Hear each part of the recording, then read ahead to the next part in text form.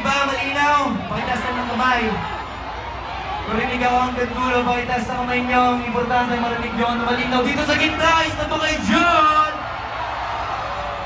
Siyempre dito sa kaliwa ko, ayos na ba kayo dyan? Pati yung mga nasa labas.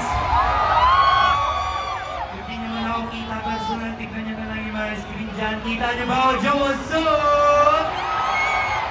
Kahit nasa labas kayo, siyempre mahal namin kayo. Kasali kayo rito. Ayos ba kayo dyan? Parang niya isang tanong, gusto niyo pa ba? Parang niya may gusto niyo pa ba?